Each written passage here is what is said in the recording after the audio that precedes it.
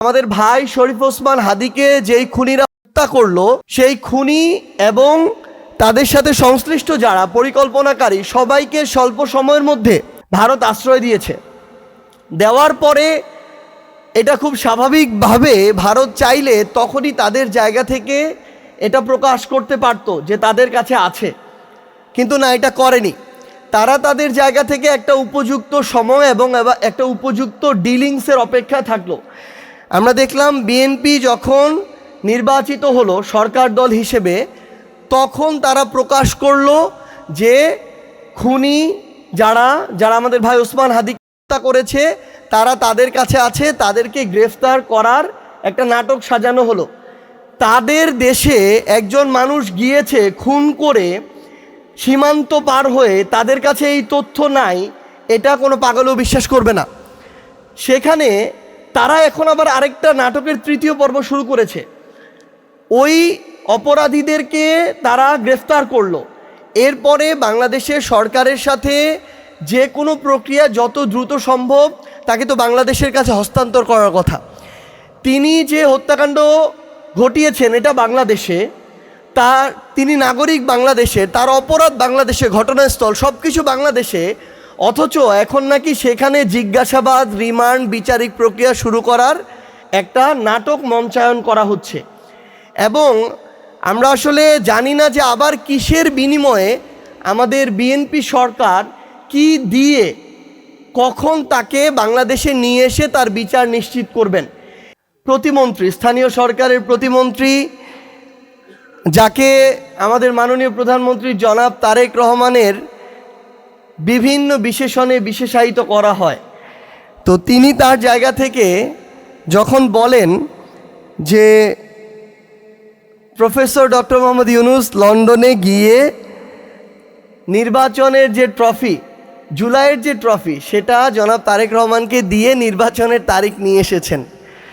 তো আমরা যে নির্বাচন পরবর্তী সময়ে কিছু আশঙ্কা প্রকাশ করছিলাম, নির্বাচন ইঞ্জিনিয়ারিংয়ের, ডিপ স্টেট, কিংবা একটু আগে ম্যাম বললেন যে দেশের এবং দেশের বাইরের কিছু অংশের প্রভাবের, তাদের মন মতো করে সরকার গড়ার এবং ওই মেজরিটি দেওয়ার, এটা সম্ভবত আমাদের প্রতিমন্ত্রী সাহেব মানে নিজেদের মধ্যকার একটা আলাপ আলোচনা ভেবে তিনি মুখ ফুসকে বলে ফেলেছেন।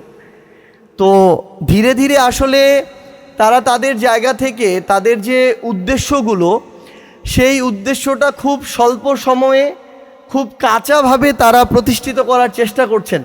6 সালের পর থেকে 26 সাল মধ্যবর্তী প্রায় এই 20 বছরে আমরা বিএনপির শাসন দেখি নাই।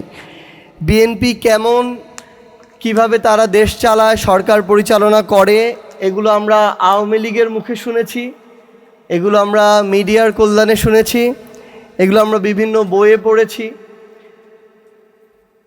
কিন্তু সবসময় একটা জিনিস মনে হতো আর কি, যে আজকে থেকে 3, 4, 5 বছর আগে যে বাংলাদেশের বড় দুইটা রাজনৈতিক দল তো তখন আওয়ামী লীগ এবং বিএনপি ছিল, তো মনে হতো যে একটা রাজনৈতিক দলের শাসনামল তো নিজের জীবদ্দশায় অনেক দেখলাম, আরেকটা দেখার সৌভাগ্য হবে কি না, হলে আসলে তুলনা করা যেত যে কে তুলনামূলক ভালো।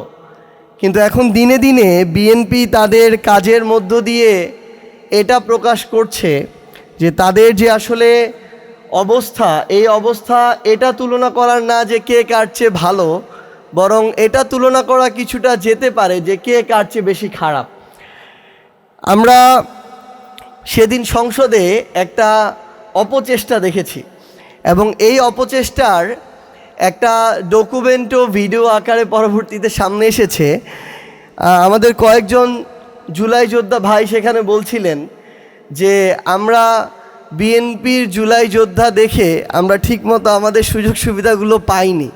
তো এর মধ্য দিয়ে আরেকটা জিনিস আবার এসেছে, যেটা সোশ্যাল মিডিয়ায় একটু ভিন্নভাবে প্রকাশ করা হচ্ছিল, যে জুলাই যোদ্ধা এবং শহীদ পরিবারের সাথে জুলাইয়ের নেতৃত্ব দানকারীদের বাকবিতণ্ডা।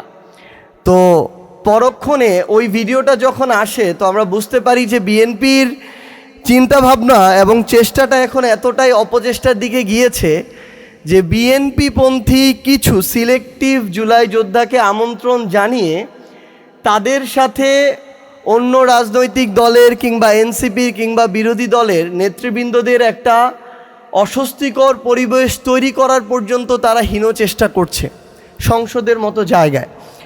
এবং আমরা আমাদের জায়গা থেকে দেখলাম যে আমাদের তুষার ভাই একটু আগে যেটা বলেছেন, বিএনপি খুব দ্রুত আওয়ামী লীগ হওয়ার চেষ্টা করছে, কিন্তু এই বিষয়ে আসলে তাদের সামর্থ্য, ক্যাপাবিলিটি, কোয়ালিটি কোনোটাই আওয়ামী লীগের কাছাকাছি নাই, এবং তাদের আওয়ামী লীগের সমান ধৈর্যও নাই।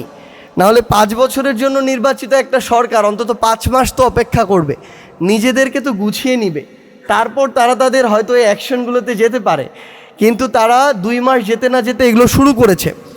কিন্তু দুঃখজনক হলেও সত্য, এই প্রক্রিয়ায় তাদেরকে বৃদ্ধাঙ্গুলি দেখাচ্ছে দেশের এবং দেশের বাইরের কিছু শক্তি।